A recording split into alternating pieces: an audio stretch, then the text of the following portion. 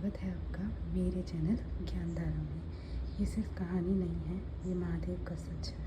क्या आपने पहला अध्याय पढ़ा है? अगर नहीं तो मैं उसे लिंक में ऐड कर दूँगी, उसे ज़रूर देखिए। आइए शुरू करते हैं दूसरा शिव पुराण का दूसरा अध्याय। चंचुला की प्रार्थना से ब्राह्मण उसे पूरे शिव पुराण सुनाने और समय अनुसार शरीर छोड़ने शिवलोक में जाने जा चंचुला पार्वती जी की सखी और एवं सुखी होना। ब्राह्मण बोला, नारी सौभाग्य बात है कि भगवान शंकर की कृपा से शिव पुराण इस प्यारा के युक्त कथा सुनकर तुम्हें समय पर चैत हो गया कि ब्राह्मण पत्नी तुम मत डरो, भगवान शिव की शरण में जाओ। शिव की कृपा से सारा पाप तत्काल नष्ट हो जाता है। मैं तुमसे भगवान शिव की कीर्ति कथा से युक्त उस परम वास्तु का वर्णन करूँगा जिससे तुम्हें सदा सुख देने वाली उत्तम गति प्राप्त होगी। शिव की उत्तम कथा सुनने से ही तुम्हारी बुद्धि इस तरह पश्चाताप से युक्त एवं शुद्ध हो गई है, साथ ही तुम्हारे मन में विषयों के प्रति वैराग्य हो गया है। पश्चाताप ही पाप करने वाले पापियों के लिए सबसे बड़ा प्रायश्चित होता है। पुरुषों ने सबके लिए पश्चाताप ही समस्त पापों का शोधक बताया है। पश्चाताप से ही पापों की शुद्धि होती है। जो पश्चाताप करता है वही वास्तव में पापों का प्रायश्चित करता है, क्योंकि सत्पुरुषों ने समस्त पापों की शुद्धि के लिए जैसे प्रायश्चित का उपदेश किया है, वह सब पश्चाताप से संपन्न हो जाता है। जो पुरुष विधि पूर्वक प्रायश्चित करने के निर्भय हो जाता है पर अपने कुकर्म के लिए पश्चाताप नहीं करता, उसे प्राय उत्तम गति नहीं प्राप्त होती। परंतु जिसे अपने कुकृत्य हार्दिक पश्चाताप होता है, वह अवश्य उत्तम गति का भागी होता है।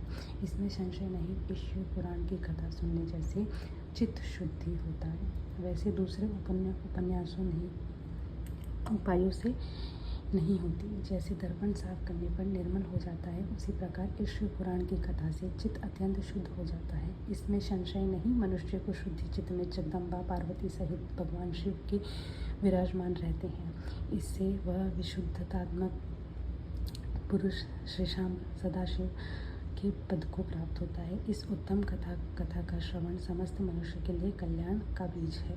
अतः यथोचित शास्त्रों के युक्त मार्ग से उसकी आराधना अथवा सेवा करनी चाहिए। यह भवबंध रूपी रोग नाश करने वाली भगवान शिव की कथा सुनकर फिर अपने हृदय में उसका मनन एवं निध्यासन करना चाहिए। इससे पूर्णतः चित्त शुद्धि हो जाती है। चित्त शुद्धि होने से महेश्वर की भक्ति अपने दोनों पुत्र ज्ञान और वैराग्य के साथ निश्चय ही प्रकट होती है। तत्पश्चात महेश्वर के अनुग्रह से दिव्य मुक्ति प्राप्त होती है। इसमें संशय नहीं, जो मुक्ति से वंचित है उसे पशु समझना चाहिए, क्योंकि उसका चित्त माया के बंधन में है, आसक्त है। वह निश्चय ही संसार बंधन से मुक्त नहीं हो पाया है।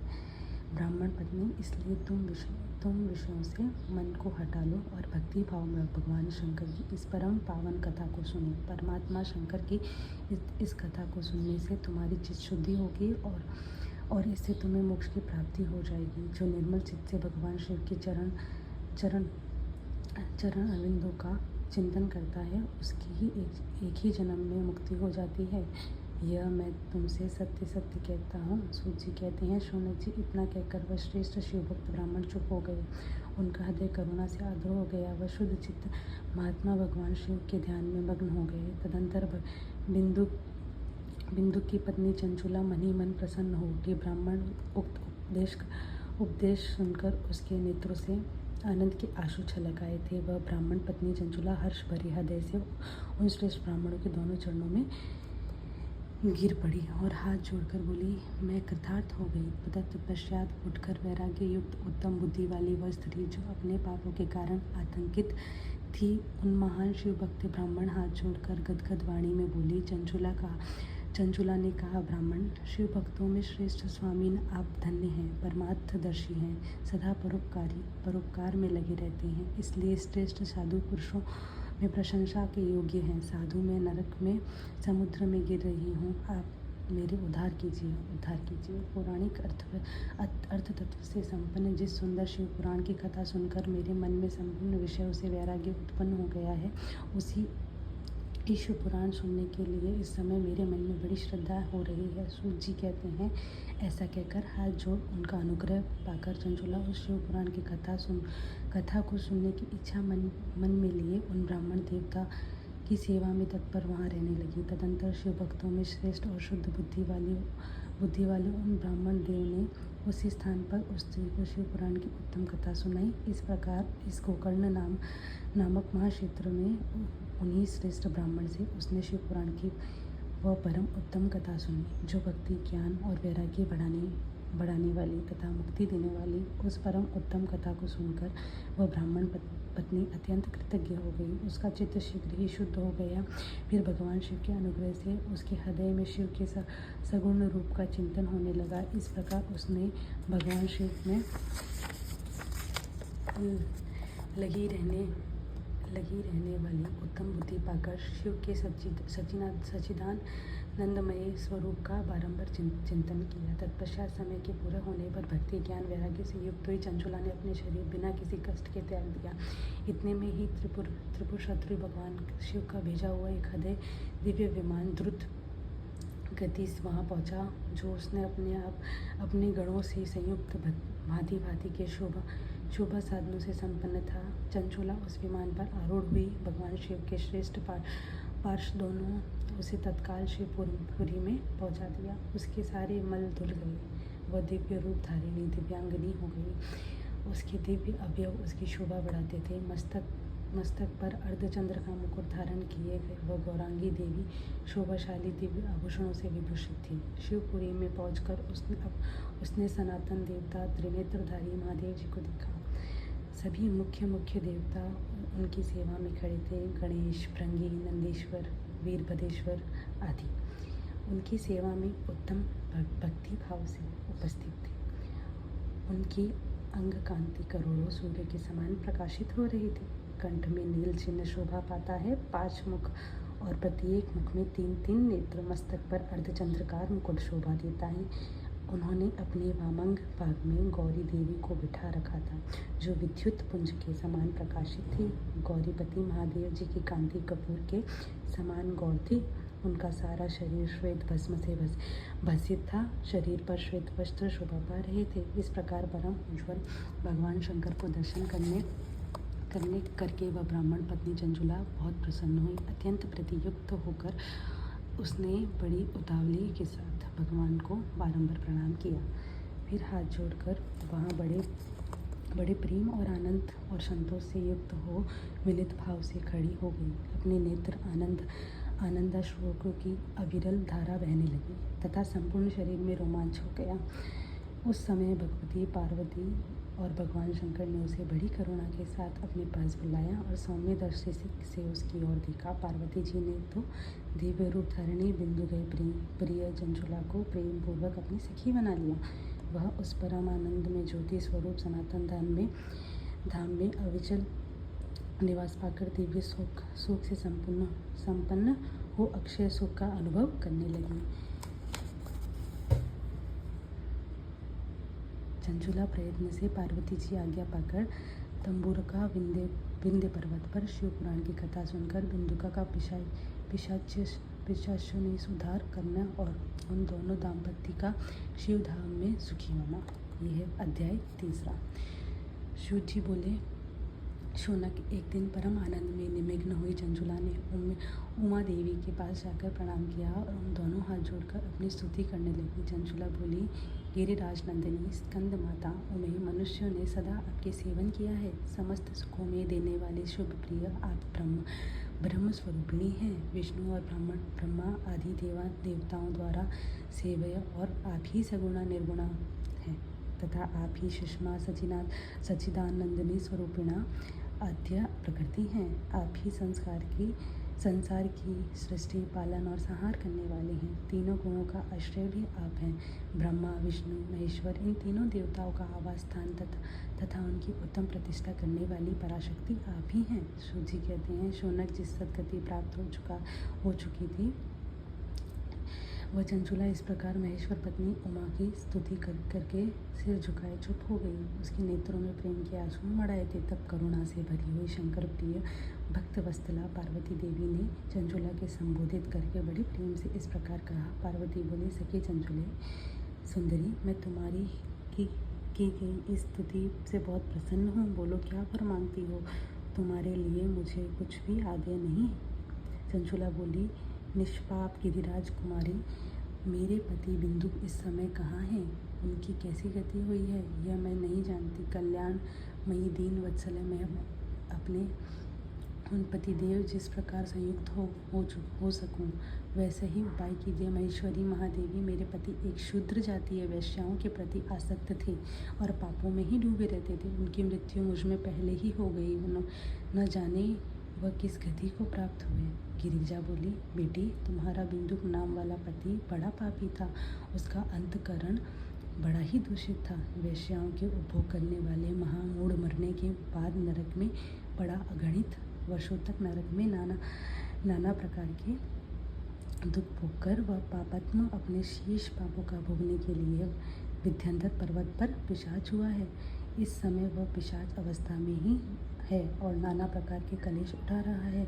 वह दुष्ट वहीं वायु पीकर रहता है और सदा सब प्रकार के कष्ट सहता है। सूजी कहते हैं, शौनक गौरी देवी की यह बात सुनकर उत्तम व्रत पालन करने वाली चंचुला उस समय पति के महान दुख से दुखी हो गई। फिर मन को स्थिर करके उस ब्राह्मण पत्नी ने व्यथित हृदय से महेश्वरी को प्रणाम करके पुनः पूछा। चंचुला बोली, महेश्वरी महादेवी, मुझ पर कृपा कीजिए और उस दूषित कर्म करने वाले मेरे उस दुष्ट पति का उद्धार कर दीजिए। देवी, कुत्सित बुद्धि वाले मेरे उस पापात्मा पति को किस उपाय से उत्तम गति प्राप्त हो सकती है, ये शीघ्र बताइए। आपको नमस्कार है। पार्वती ने कहा, तुम्हारा पति यदि शिव पुराण की पूर्णमय कथा, उत्तम कथा सुने तो सारी दुर्गति पार करके वह उत्तम गति का भागी हो सकता है। अमृत के समान मधुर अक्षरों से युक्त गौरी देवी ने यह वचन आदरपूर्वक सुनकर चंचुला ने हाथ जोड़े मस्तक झुकाकर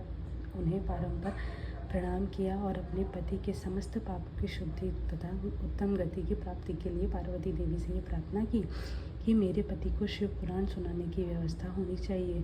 उस ब्राह्मण पत्नी के बारंबार प्रार्थना करने पर शिव प्रिय गौरी देवी को बड़ी ही दया आई। उन भक्त वत्सला महेश्वरी गिरिराज कुमारी ने भगवान शिव की उत्तम कीर्ति गान करवाने वाले गंधर्वराज तुम्ब्र को बुलाकर उनसे प्रसन्नतापूर्वक इस प्रकार कहा, तुम्हारी भगवान शिव प्रीति है। तुम मेरे मन की बात को जानकर अब मेरे अभिष्ट कार्यों की सिद्ध करने वाले हो, इसलिए मैं तुमसे एक बात कहती हूँ, तुम्हारा कल्याण हो। तुम मेरी इस सखी के साथ शीघ्र ही विंध्याचल पर्वत पर जाओ। वहाँ एक महाघोर और भयंकर पिशाच रहता है। उसका वृतांत तुम आरंभ से ही सुनो। मैं तुमसे प्रसन्नतापूर्वक सब कुछ बताती हूँ। पूर्व जन्म में वह पिशाच बिंदुक नामक ब्राह्मण था, मेरी इस सखी चंचुला का पति था, परंतु वह दुष्ट वेश्यागामी हो गया। स्नान संध्या आदि नित्य कर्म छोड़कर अपवित्र रहने लगा। क्रोध के कारण उसकी बुद्धि पर मूर्छा छा गई। वह कर्तव्य का विवेक नहीं कर पाता था। अभक्ष्य भक्षण, सज्जनों से द्वेष और दूषित वस्तुओं का दान लेना, यही उसकी स्वाभाविक कर्म बन गया था।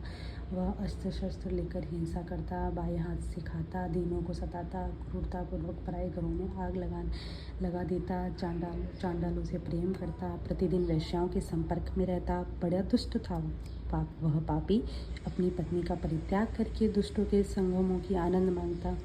वह मृत्यु मार्ग तक दुराचार में ही फंसा रहा। फिर अनंत काल आने पर उसकी मृत्यु हो गई। वह पापियों के भोगस्थान पापी अपनी पत्नी का परित्याग करके दुष्टों के संगमों का आनंद मानता। वह मृत्युपरांत दुराचार में ही फंसा रहा। फिर अनंत काल आने पर उसकी मृत्यु हो गई।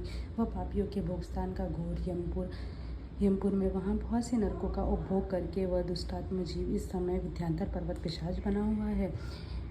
वहीं वह दुष्ट पिशाच अपने पापों का फल भोग रहा है।